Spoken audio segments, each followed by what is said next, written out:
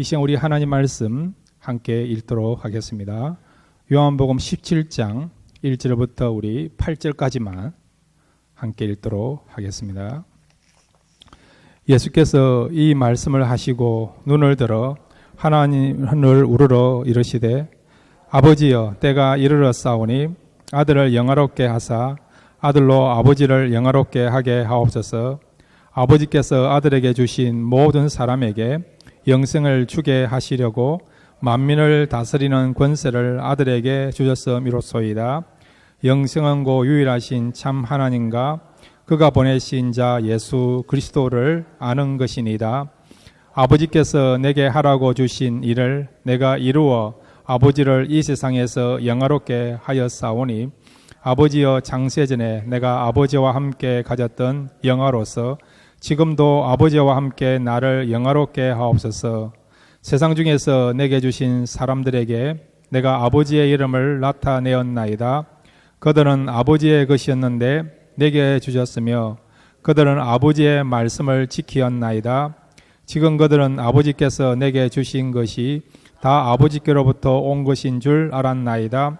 나는 아버지께서 내게 주신 말씀들을 그들에게 주었사오며 그들은 이것을 받고 내가 아버지께로부터 나온 줄을 참으로 아오며 아버지께서 나를 보내신 줄도 믿었사옵나이다.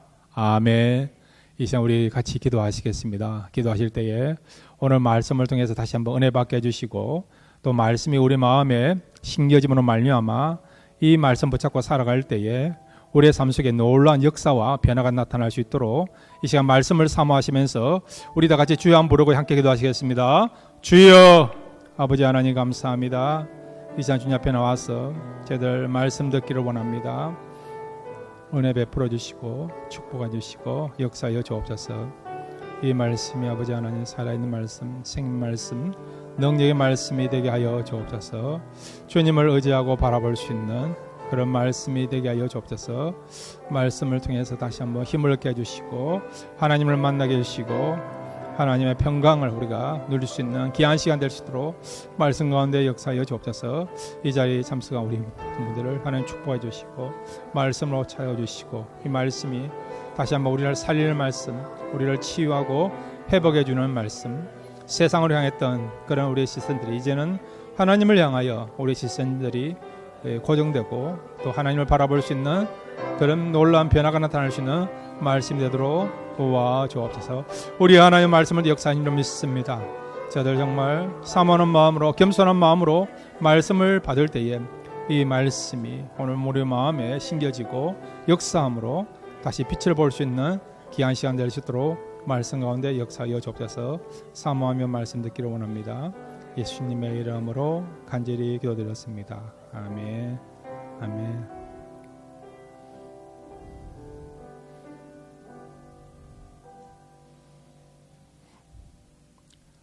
하나님 아버지 말씀을 통해서 우리에게 찾아오신 줄로 믿습니다. 오늘 이 시간 말씀을 들을 때에 하나님을 만나게 해주시고 하나님의 영광을 경험하게 해주시고 또한 하나님의 사랑을 깨닫고 이제 우리도 하나님을 진정으로 사랑하겠습니다라고 고백하며 결단할 수 있는 이런 놀라운 변화가 나타날 수 있는 귀한 시간 될 수 있도록 이 시간을 축복해 주시옵소서. 예수님의 이름으로 기도드렸습니다. 아멘. 오늘 말씀을 통해서 하나님을 더 사랑하시고 그리고 또한 하나님을 위해서 헌신하려고 하는 그런 마음을 가질 수 있는 그런 변화가 일어날 수 있는 귀한 시간 되시기를 바랍니다.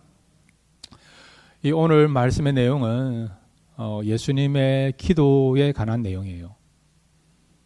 마태복음 6장에 보면 우리가 로더스 프레이어라고 주님의 기도가 나와 있지 않습니까?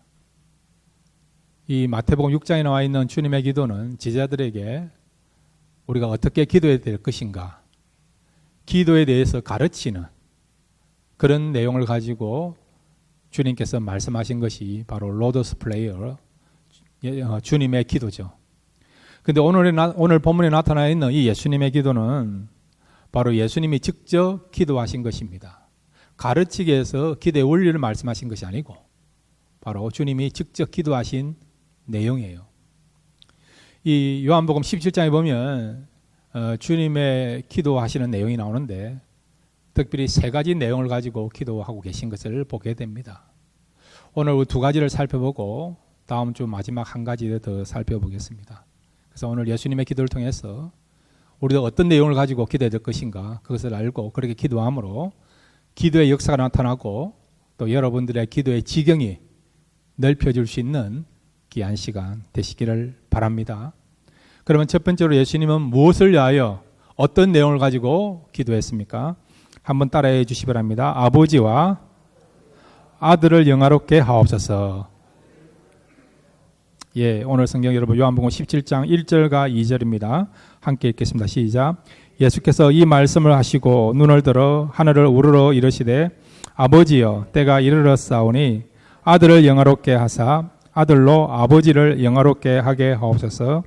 아버지께서 아들에게 주신 모든 사람에게 영생을 주게 하시려고 만민을 다스리는 권세를 아들에게 주셨음이로소이다.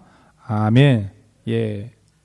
오늘 본문에 보면 주님께서 눈을 들어 하늘을 우러러 이르시되 아버지여 때가 이르렀사오니 아들을 영화롭게 하사 아들로 아버지를 영화롭게 하게 하옵소서. 이렇게 기도하는 것을 보게 됩니다. 아버지 하나님을 영화롭게 해달라고 주님은 지금 기도하고 계십니다. 한마디로 말하면 하나님의 영광을 위한 기도를 하고 있는 것을 보게 되죠. 우리의 삶에 가장 중요한 것이 무엇입니까? 또 우리가 무엇을 해서 살아갑니까? 그것은 하나님을 영화롭게 하기 위하여 하나님의 영광을 위해 살아가는 것이 우리의 삶의 목적이고 제일 중요한 거 아닙니까? 어떤 교회는 이런 정신을 가지고요. 교회 이름이에요. 영광교회가 있어요. 영광교회. 들어보셨죠? 영광교회. 어떤 집에는 아이 이름이요. 영광이에요. 영광.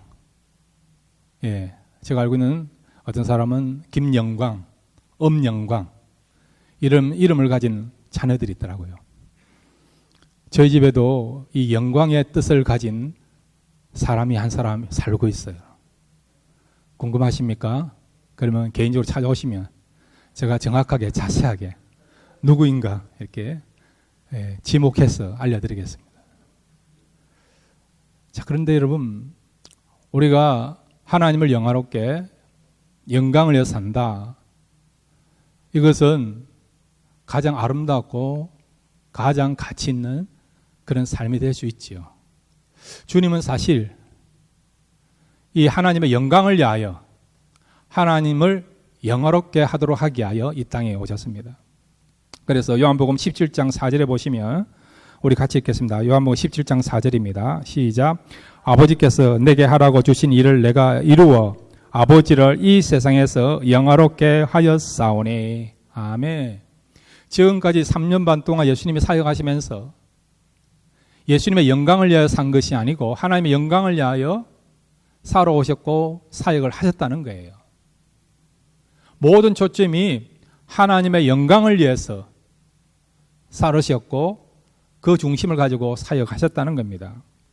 그 다음에 여러분 요한복음 12장 28절에도 분명하게 주님께서 무엇을 사셨고 또 하나님께서도 주님의 이런 삶을 받으셨을 때에 주님의 삶을 어떻게 평가하고 있는가 하니까 요한복음 12장 28절입니다. 시작. 아버지여 아버지의 이름을 영광스럽게 하옵소서 하시니 이에 하늘에서 소리가 나서 이르되 내가 이미 영광스럽게 하였고 또다시 영광스럽게 하리라 하시니. 아멘.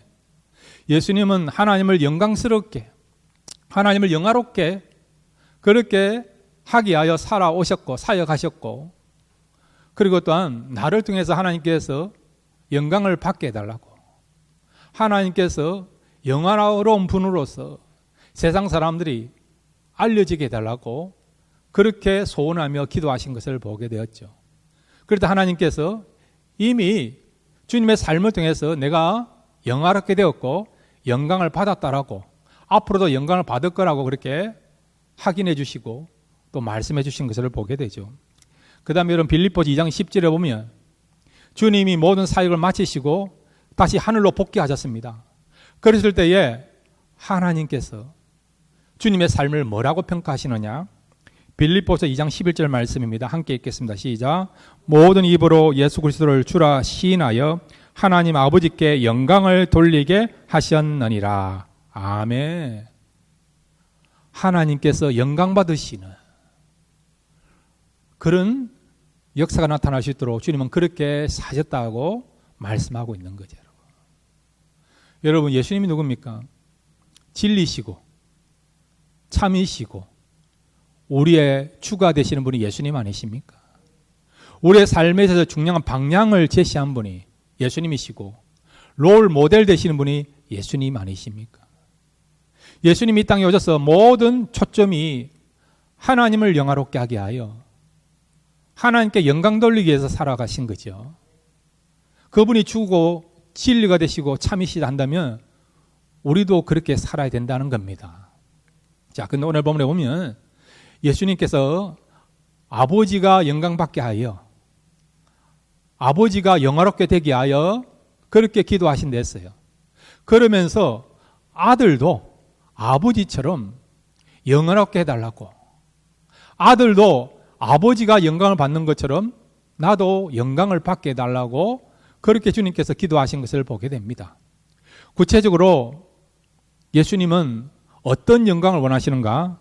자, 오늘 우리가 읽었던 성경 요한복음 17장 5절 말씀을 함께 읽겠습니다. 17장 5절입니다. 시작. 아버지여, 창세전에 내가 아버지와 함께 가졌던 영화로서 지금도 아버지와 함께 나를 영화롭게 하옵소서. 아멘. 창세전에 가졌던 그 영화를, 그 영광을 주님이 다시 회복하게 해달라고, 그 영광을 다시 얻게 해달라고 주님께서 기도하고 있는 것을 보게 되죠. 여러분, 교회의 영광이 있습니다. 성도의 영광이 있습니다. 교회의 영광을 누리시길 바라고 교회의 영광이 회복되기를 바랍니다. 그리고 여러분, 성도의 영광이 회복되기를 바랍니다. 지금 주님께서요, 창세 전에 우리 주님이 천국에 있을 때에 그 받았던 영광을 얻게 해달라고, 회복하게 해달라고 지금 기도하는 것을 보게 되죠. 자, 여러분, 주님이 이 땅에 오시기 전에 천국에 있을 때에 주님은 어떤 분입니까? 하나님 아니십니까?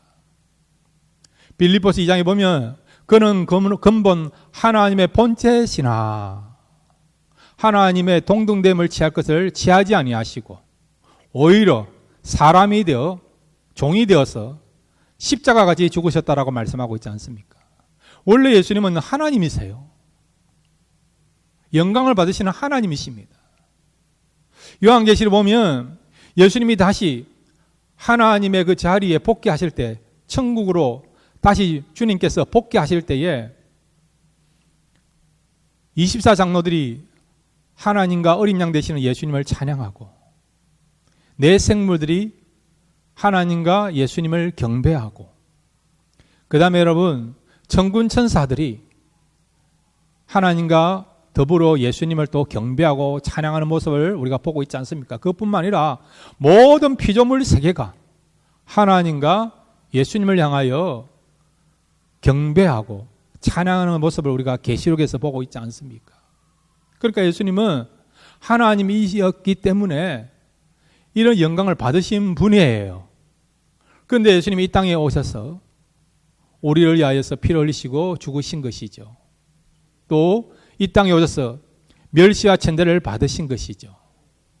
그래서 주님이 이 땅에 오심으로 하나님께서 받으셔야 될 그 영광과 찬양과 경배를 받지 못하고 이 피조물로부터 멸시와 조롱을 당하는, 수모를 당하는 일을 겪었습니다.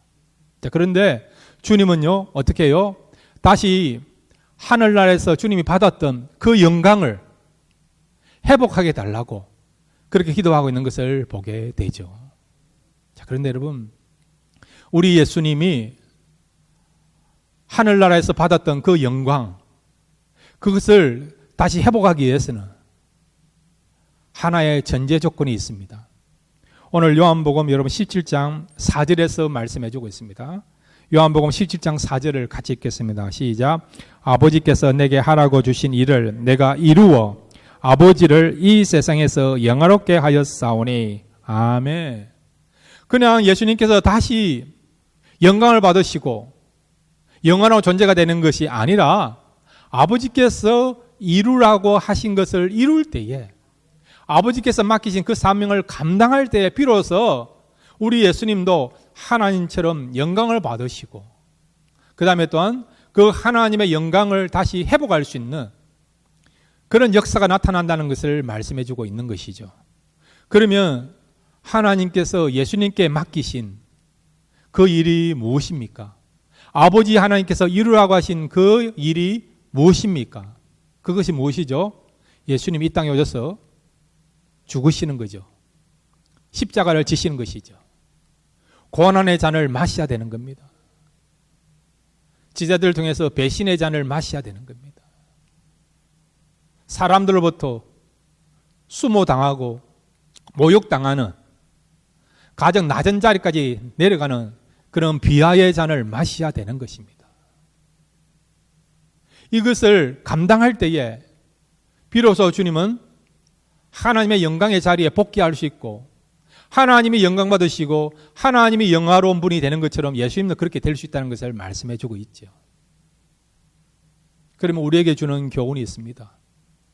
저와 여러분도 하나님께 영광 돌림으로 말미암아 또 하나님께서 맡기신 일을 감당할 때에 우리도 주님이 다시 영광을 얻게 되고 영화로운 그 자리에 복귀하는 것처럼 우리도 하나님께서 우리에게 주신 그 영광을 얻기 위해서는 우리도 하나님께서 맡기신 사명을 잘 감당해야 될 줄로 믿습니다. 각자마다 주신 하나님께서 맡기신 일들이 있어요. 구체적으로 두 가지만 말씀드립니다. 하나는 하나님이 하라고 하신 일을 하시길 바랍니다. 또 하나님이 하지 말라는 것은 절대 하지 마시길 바랍니다. 그러면 그 일은 어떤 일입니까? 하나님이 우리에게 맡기신 일, 우리가 이루어야 될 일, 즉 하나님께 영광 돌리는 일이 될 수 있는 거예요, 여러분. 주님이 그렇게 하신 것처럼 고난의 잔을 마셨고 십자가 길을 걸어가셨고 자기를 위해 살지 않고 오직 하나님을 위해 살으셨고 또한 모든 인류의 죄를 짊어지시면서 죽으셨던 것처럼 예수님은 하나님 맡기신 해야 될 일을 정확하게 하셨고 하지 말라고 하신 것을 정확하게 하지 않는 온전한 순종을 이름으로 말미암아 하나님께서 영광을 받으시고, 그뿐만 아니라 그 예수님의 이런 어떤 참된 삶을 통해서, 순종의 삶을 통해서 예수님도 영광 받으시는 그런 역사가 나타나는 것을 보게 됩니다. 그리고 여러분, 이렇게 하나님이 영광 받으시고 예수님이 해야 될 일들을 잘 감당하시므로 말미암아 예수님도 영광 받게 됐는데, 그러면 이렇게 하나님도 영광 받으시고 예수님도 영광 받으심을 통해서 우리에게 주어진 가장 큰 선물은 뭐냐? 오늘 성경 여러분 요한복음 17장 2절 말씀을 함께 읽겠습니다. 우리가 지금 누리게 된 이 선물이 그냥 온 것이 아니고 이런 결과로 말미암아, 이런 희생으로 말미암아, 이런 하나님의 엄청난 계획 가운데서 우리에게 주어진 선물이구나. 오늘 요한복음 17장 2절에서 우리가 그것을 발견하게 될 줄로 믿습니다. 요한복음 17장 2절 같이 읽겠습니다. 시작. 아버지께서 아들에게 주신 모든 사람에게 영생을 주게 하시려고 만민을 다스리는 권세를 아들에게 주셨음이로소이다. 아멘. 예수님이 고난의 잔을 마신 이유는 뭡니까? 하나님께서 우리를 통해서 어떻게 영광 받았습니까? 그것은 무엇이죠? 바로 우리가 영생을 얻게 되어서 그런 영생을 얻게. 이 자리에 참석하신 분들은 영생 얻은 줄로 믿습니다. 우리가 영생을 얻었기 때문에 하나님께서 영광을 받으시고 예수님도 영광을 받으신 줄로 믿습니다.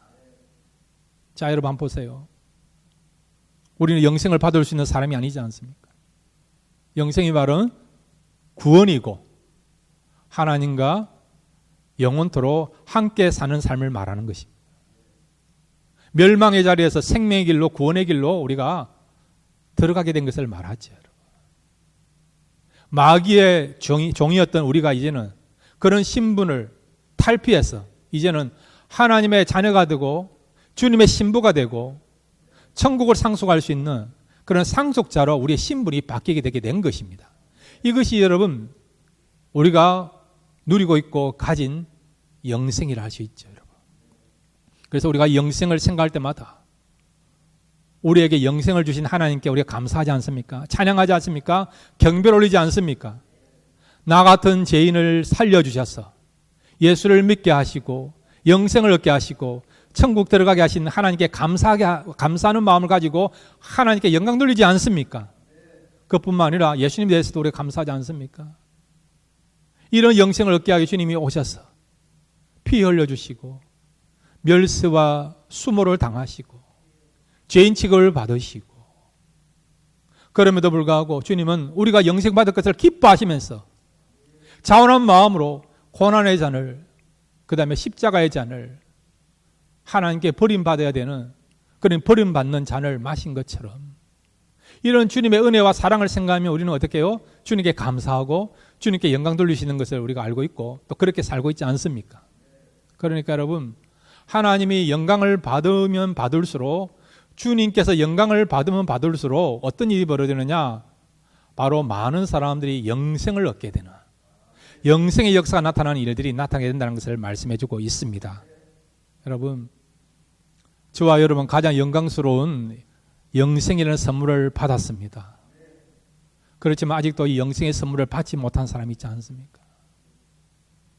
가장 가치 있는 삶이 뭐라고 했습니까? 하나님께 영광 돌리는 삶이라 했지 않습니까? 우리가요 주변 사람들에게 먼저 이웃들에게 여러분 알고 있는 사람들에게 예수 그리스도를 소개함으로 그들이 우리도 영생을 가진 것처럼 그들도 영생을 얻고 영생을 가질 수 있다 한다면 그 삶은 하나님이 영광을 받으시고 주님이 영화롭게 되는 최고의 삶이 될 줄로 믿습니다. 이런 삶을 살아갈 수 있는 저와 여러분 되시기를 바랍니다. 두 번째로 주님이 기도하신 내용은 뭡니까? 한번 따라해 주시기 바랍니다. 제자들을 보존해 주옵소서. 예, 오늘 성경 여러분 요한복음 17장 11절 말씀 요한복음 17장 11절 말씀 우리 같이 읽겠습니다. 시작. 나는 세상에 더 있지 아니하오나 그들은 세상에 있사옵고 나는 아버지께로 가옵나니 거룩하신 아버지여 내게 주신 아버지의 이름으로 그들을 보존하사 우리와 같이 그들도 하나가 되게 하옵소서. 아멘. 아멘.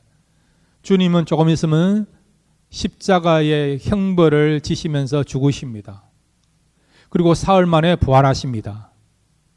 그리고 부활하신 후에 예수님이 며칠 동안 세상에 계셨습니까? 40일 계셨죠. 그리고 어디로 올라가십니까? 천국으로 올라가시죠. 제자들을 이제 제자들로부터 떠나게 됩니다. 3년 반 동안 이 12명의 제자들이 예수님의 제자가 된 이후부터는 예수님과 함께 먹고 자고 하면서 동고동락 한 거예요. 그랬던 생활이었고 그랬던 삶이었는데 이제 예수님이 떠나십니다. 지금까지 제자들은 예수님만 쫄쫄 쫓아다닌 거죠. 예수님만 바라보고요. 아이들이 엄마나 아버지만 바라보고 쫓아다닌 것처럼 제자들이 예수님만 바라보고 살아왔던 것이죠. 그런데 예수님이 떠났다 그러면 어떤 마음 들까요? 허전하고 그 다음에 여러분 마음이 불안하고 근심이 있고 그리고 어떻게 살아야 할 것인가 삶에 대한 분명한 디스플레인이 안 돼 있으니까 우왕좌왕하지 않겠습니까? 그런 제자들을 생각하니까 예수님은 마음에 염려가 생기는 것이죠. 그래서 주님께서 어떻게 하십니까? 이들을 보존해달라고 지켜달라고 이 제자들에 대해서 기도하신 것을 보게 되죠. 구체적으로 주님이 떠나셨을 때에 이 제자들이 어떻게 사도로서 어떻게 여러분 믿음 있는 사람으로서 교회를 세우고 복음을 전가하고 그리고 또한 주님 맡기신 그 사명을 잘 감당할 수 있는가? 그렇게 하기 위해서는 이 사람들이 강한 사람이 되어야 되고 믿음 있는 사람이어야 되고 악에 맞서서 굴하지 않고 끝까지 믿음을 지키고 담대하게 교회를 지킬 수 있는 그런 사람이 되야 되는데 그럼에도 불구하고 이 제자들이 부족하다는 거죠. 그리고 여전히 주님이 사역하실 때에 주님의 복음 사역에 대해 방해하는 사람이 있었고 그 다음에 배후에서 주님을 죽이려고 하고 그리고 어떤 주님을 힘들게 하려고 하면서 음모를 꾸민 사람들이 있지 않습니까? 그래서 그런 것을 생각하니까 그것을 알고 있는 주님은 이 제자들을 지켜달라고 보존해달라고 기도하신 것을 보게 되죠.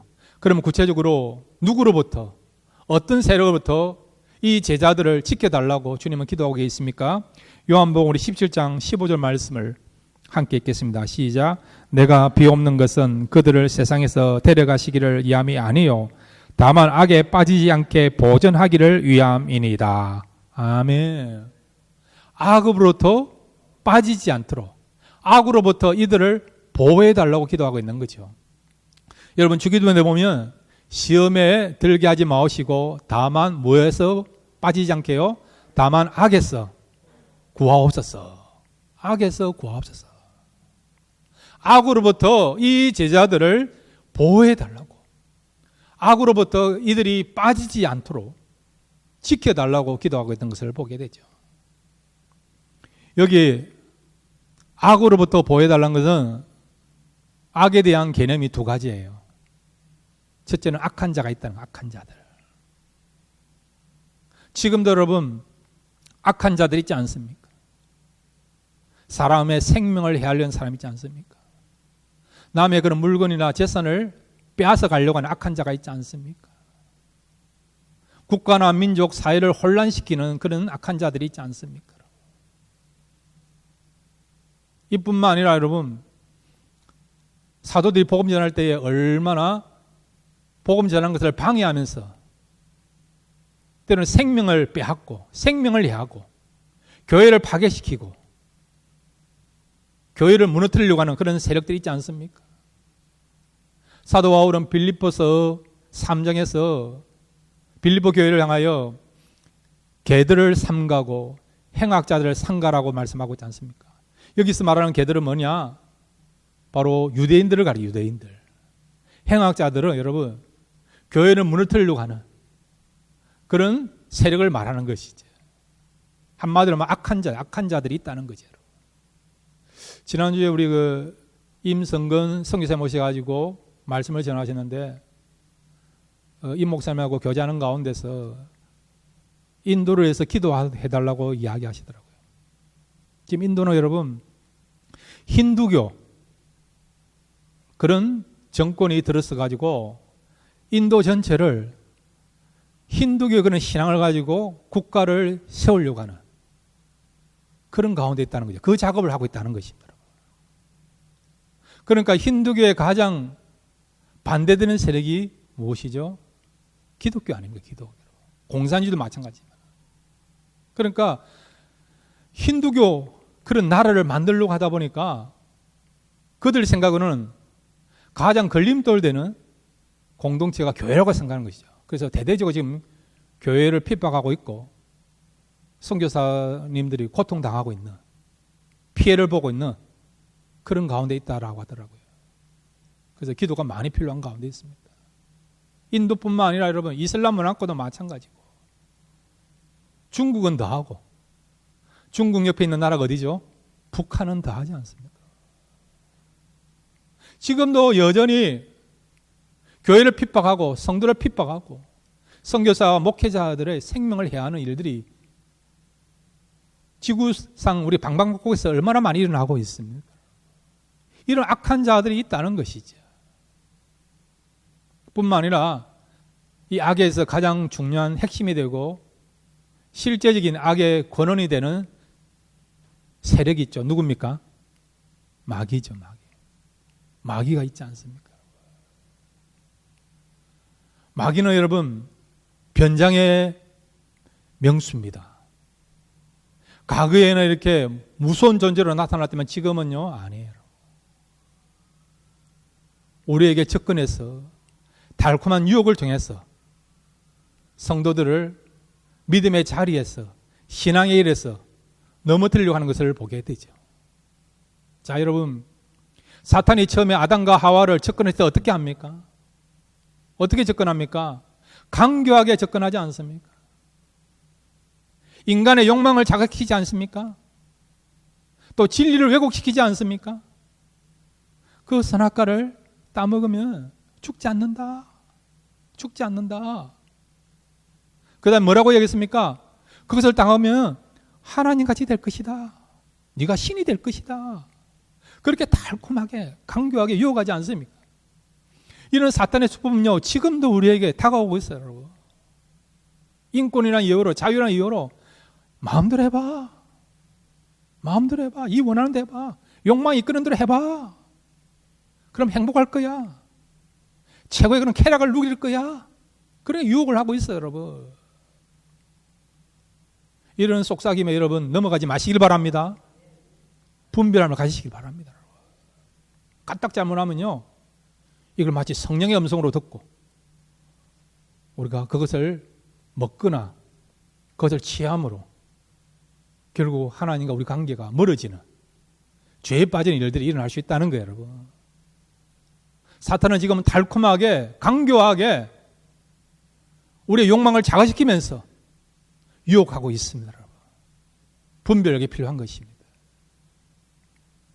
이렇게 눈에 보일 정도로 핍박하고 어려움을 주고 교회와 성도들을 무너뜨리는 일도 일어났지만은 때로는 보이지 않게 말을 통해서 인간의 감성을 자극하면서 그렇게 유혹하고 그렇게 우리를 시험하는 일들이 지금도 우리가 일어나고 있다는 거예요.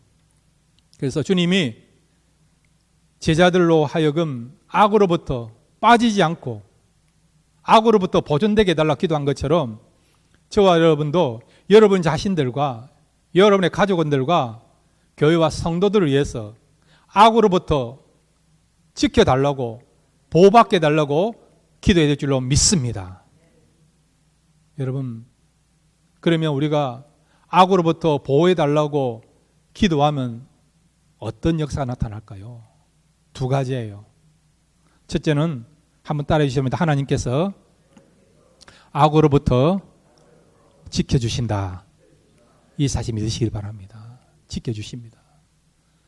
베드로가 감옥에 들어갔지요. 다음날 야고보가 죽는 것처럼 칼에 맞아서 이제 죽어야 되는 그런 상황이었지만 하나님 어떻게 하십니까?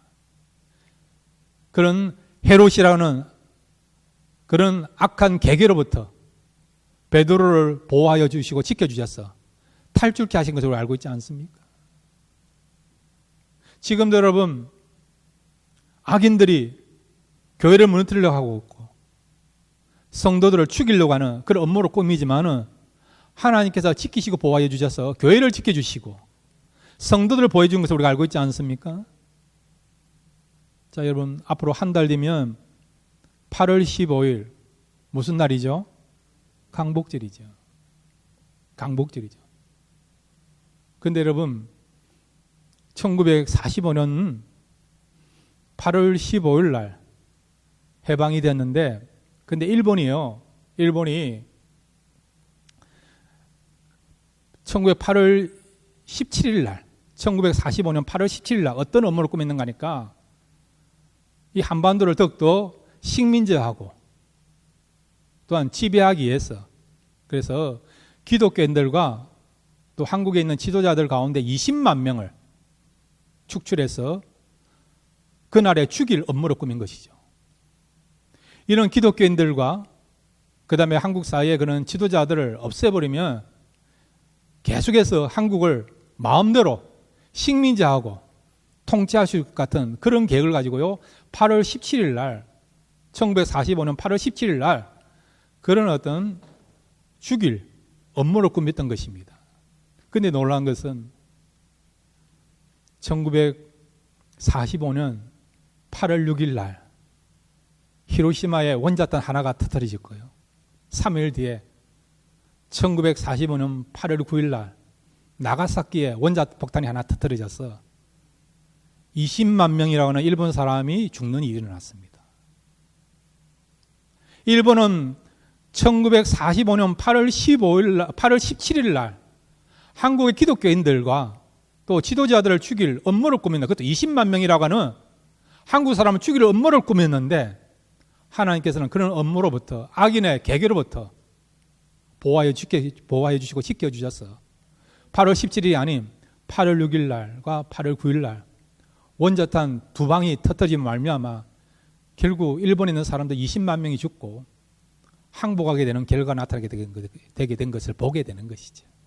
그러니까 하나님께서 보호하여 주시고 지켜주셔서 이런 악인의 계계로부터, 음모로부터 성도들과 교회를 하나님께서 보존해 주시고 지켜주신다는 것을 우리가 이미 체험하고 있는 것이죠. 이런 역사들은 오늘도 우리가 계속해 나타나게 될 줄로 믿습니다. 또 하나는 뭡니까? 우리가 왜 기도해야 됩니까? 악으로부터 보존해 달라고 왜 기도합니까? 그것은 뭐냐? 한번 따라해 주시기 바랍니다. 우리가 기도하면 감당하게 하신다. 예, 그거예요. 때로는 우리가 신앙생활을 잘하고 교회에서 헌신하고 봉사하고 복음을 전가하고 그럴 경우에 그렇게 살아갔을 때 하나님이 지켜주시고 보호하시는 경우도 있지만, 어떤 경우는 때로는 순교를, 어떤 경우 어려움을 허락하십니다. 허락하시는 이유는 뭐냐? 이미 우리가 그런 시련과 어려움을 감당할 수 있기 때문에, 오히려 그런 어떤 어려움을 감당함으로 하나님이 더 영광을 받을 수 있기에, 그래서 어떤 경우는 허용하시는 경우 있죠. 아무나 허용하는 게 아니고 감당할 수 있는 교회와 감당할 수 있는 성도만, 감당할 수 있는 가정들만 허용하시는 것입니다. 이미 성경은 피할 길도 주신다고 말씀하고 있지 않습니까? 그러니까 우리가 감당할 수 없으면 피할 길도 주시지만 감당할 수 있으면 감당케도 하시는 것이 하나님의 역사인 것입니다. 그러므로 여러분, 계속해서 사단과 그의 매에 있는 악한 자들이 성도들과 교회와 그리고 또한 믿음의 삶을 살아가는 사람들에게 때로 어려움을 줄 수 있습니다. 그들은 이런 교회를 무너뜨리기 위하여 음모를 꾸미고 행동하고 그렇게 하지만은, 그럼에도 불구하고 하나님께서 그런 음모로부터, 그런 악한 그런 계획으로부터 보호하여 주시고 지켜줄 줄로 믿습니다. 또한 우리가 감당할 수 있으면, 감당하는 것이 하나님께 더 영광을 받을 수 있다고 한다면, 감당하는 것이 바로 많은 사람들을 구원한 일에 아름다운 열매가 나타날 수 있다 한다면 때로는 감당하게도 하신다는 것입니다. 그래서 이런 역사가 나타날 수 있도록 날마다 주님이 기도하신 것처럼 저와 여러분도 기도할 수 있는, 그래서 기도의 역사가 나타날 수 있는 그런 저와 여러분 되시기를 주님의 이름으로 축원드립니다.